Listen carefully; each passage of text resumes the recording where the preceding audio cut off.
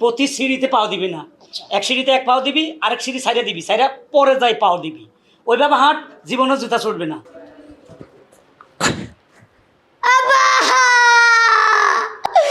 এক সিঁড়ি গেপ দিয়ে যাই, আমার প্যান ছিঁড়ে গেছে।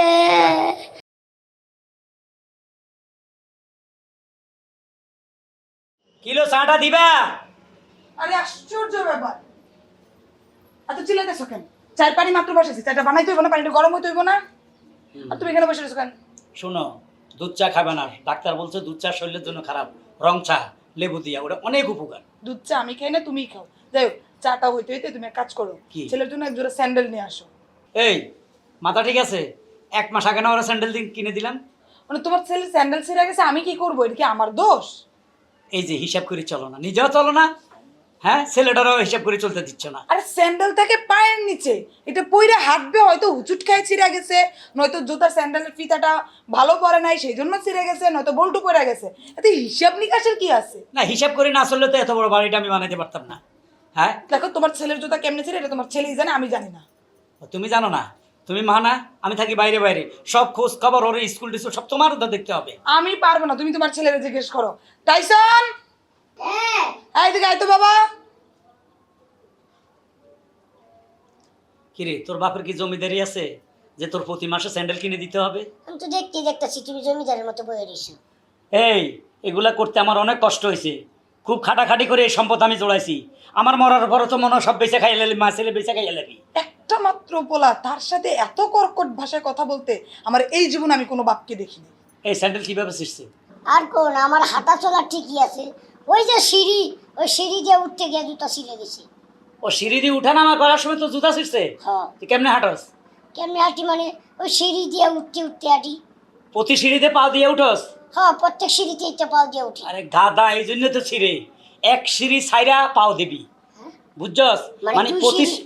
প্রতি সিঁড়িতে পাও দিবি না। আচ্ছা। এক সিঁড়িতে এক পাও দিবি, আরেক সিঁড়ি সাইডে দিবি, সাইডা পরে যাই পাও দিবি।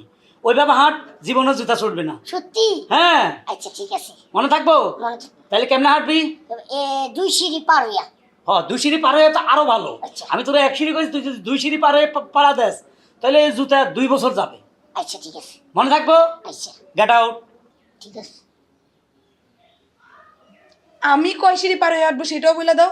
শাড়ি পরলে 1 সিঁড়ি ঠিক আছে, তুমি এক কাজ করো, এখন থেকে 3 পিস পরবা, তাইলে তুমি 2-3 সিঁড়ি পাড়া দিয়ে পাড়া দিতে পারবা। আজব লোক, তোমার মতো কিপটা লোক আমি আমার বাপের জন্মও দেখি নাই। অসহ্য কোনা। ওরে খোদা রে, মনে সম্পদ আমার লাই জোড়াইছি, হ্যাঁ মরে গেলে সব কবর লয়ে যাব। ভালো কথা কই গায়ে লাগে না, ফাইজলামি। না না, আব্বা তো কইছিল এক সিঁড়ি গেপ দিয়া সিঁড়ি দিয়ে উঠাইতাম, তাইলে নাকি জুতা অনেকদিন থাকবো, বেশি ছিঁড়বো না। আমি এই কাজটাই করি।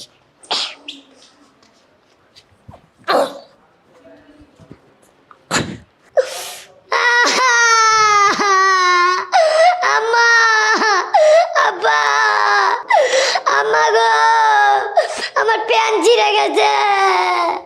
এই হিসাবগুলো বাইর করো না, এই মাসে ক টাকা বাজার করলাম। এরা কথা কইলে শুনে না। আব্বা, আবার কি?